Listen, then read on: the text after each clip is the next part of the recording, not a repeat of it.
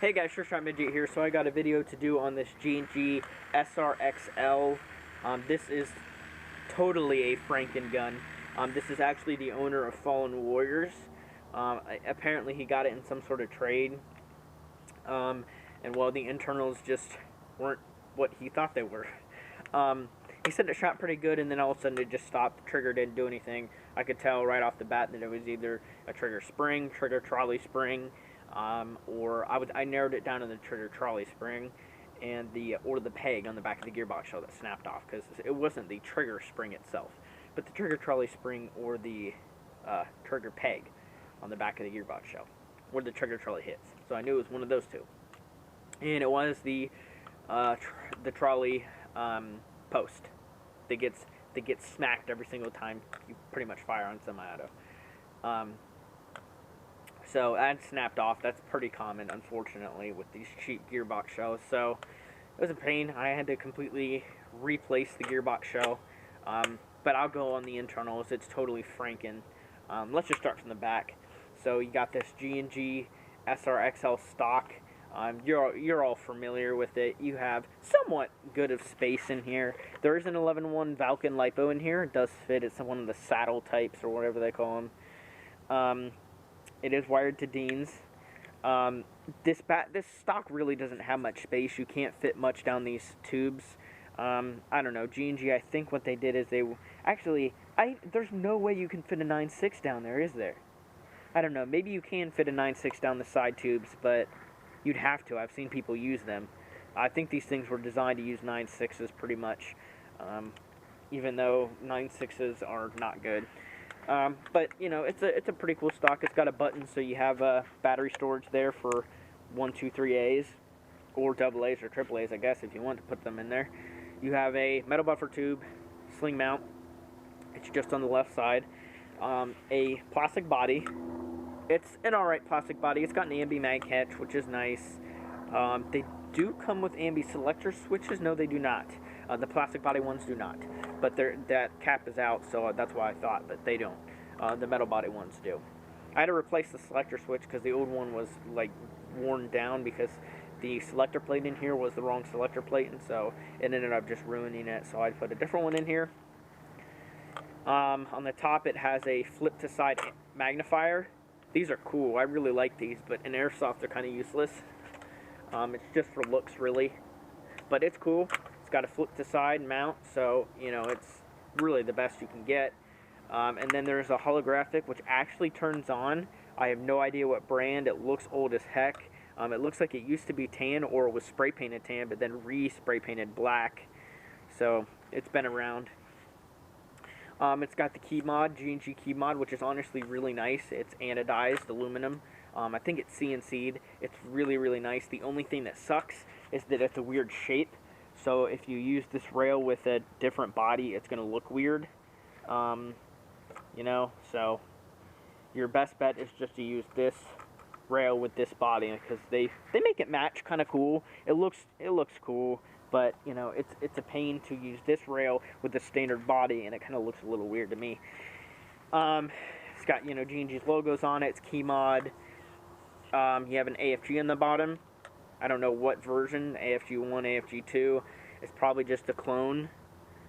I can't see any trademarks down in there. This crappy laser. The wires got yanked out.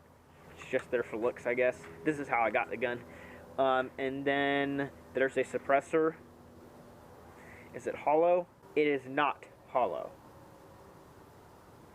It looks like it used to be, and then somebody modified it, because there's like a bunch of like tissue paper or something around a metal sleeve that somebody looks like they slid in there.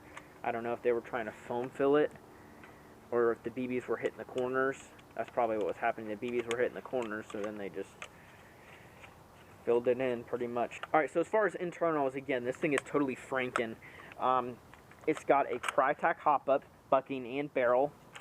Crytac pistol grip. Forgot to mention that on the externals.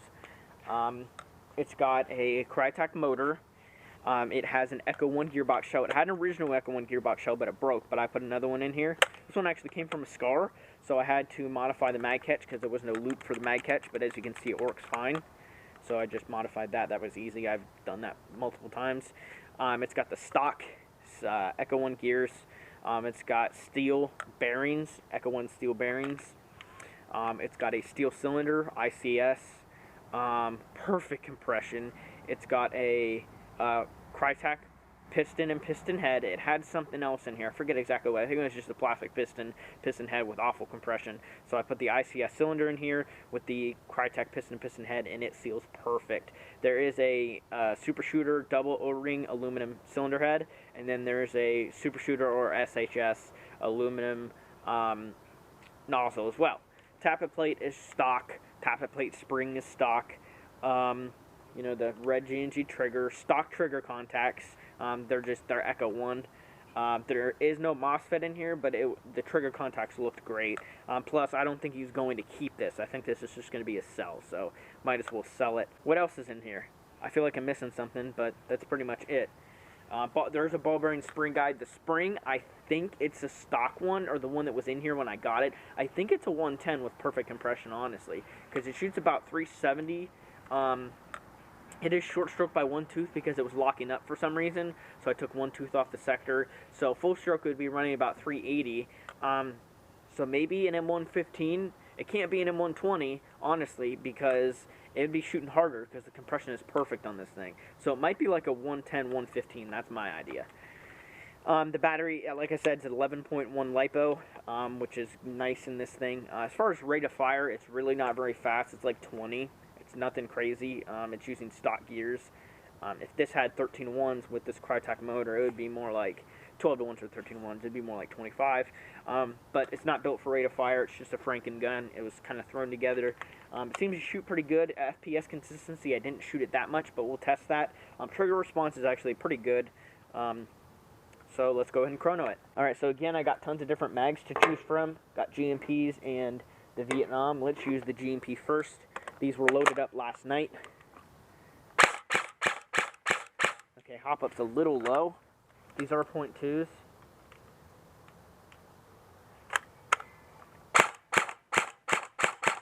Trigger response is really nice though. Yeah, it's pretty good.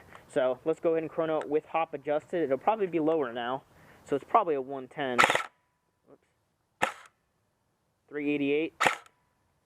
394. 395. Woo! Okay, so the FPS went up when I adjusted the hop up. Yeah, it went up.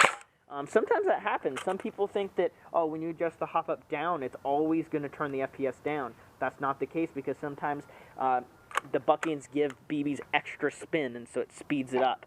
So we're looking right at 400, or 390. 374, 381, 386, 394, 389, 389. So it doesn't seem to be super consistent. We got two 389s in a row. Joules is 1.4, 381, 381, 391. See, that's a total, that's a 10 FPS jump there. So it's definitely not the most consistent as far as FPS. Let's test rate of fire. I heard a skip there. 20. 19.85, so it's about 20. 392 FPS, so it is keeping its energy there. On full auto, it's sealing.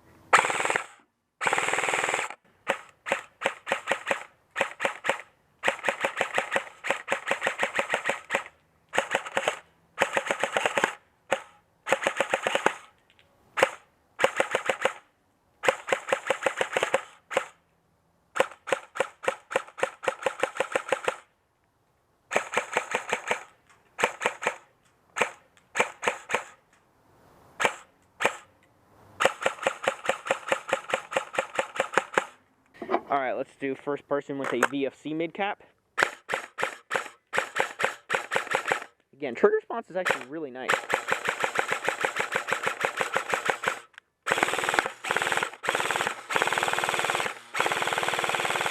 Alright, let's use the Vietnam mid-cap.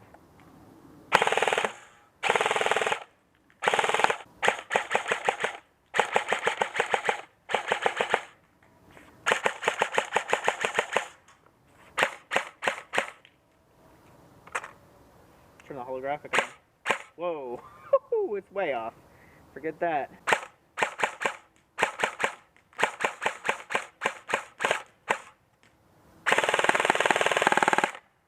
Boom! Got him. Alright, let's go ahead and test a VFC QRS magazine. It's pretty tight. Of course it feeds. These mags are nice.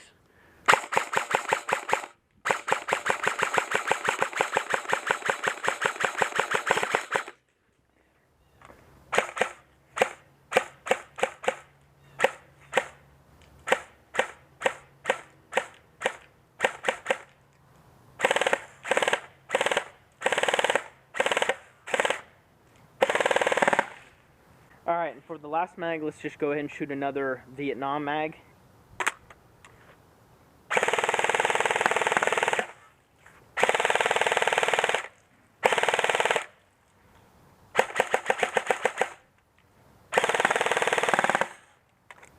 And like I said, trigger response is actually really good. Of course, trigger pull is because it's standard trigger contact, so it's cringe. But it's actually very, very responsive. This is a pretty much fully charged 11.1, but it's only a 20C, 20 to 30 I think is what the Falcons are. If you have any questions, go ahead and let me know, and I'll see you in the next video.